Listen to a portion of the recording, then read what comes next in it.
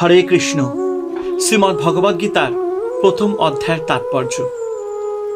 মোহে বশীভূত হয়ে মানুষ কি করব কি না করব এই দ্বিধাগ্রস্ত অবস্থায় কর্তব্যচ্যুত হয়ে পড়ে। মানুষ যদি মোহে বশীভূত না হয় তবে সে কর্তব্যচ্যুত হতে পারে না।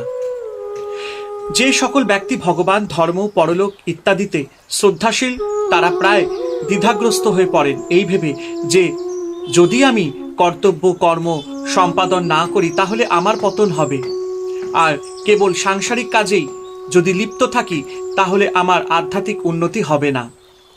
ব্যবহারিক কাজে মজে থাকলে পরমার্থ ঠিক থাকবে না, আবার যদি পরমার্থ ধরে থাকি তবে ব্যবহারিক কাজকর্ম ঠিক মতো হবে না।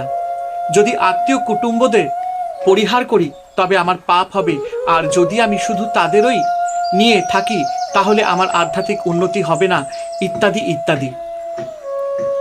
এর তাৎপর্য হিসাবে বলা হয় বা বলা যায় যে সকলে নিজের কল্যাণ তো চায়, কিন্তু মোহ এবং সুখের প্রতি আসক্তির কারণে তাদের সংসার বন্ধন কাটে না। এই প্রকার অস্থিরতা অর্জুনের মধ্যেও এসেছিল।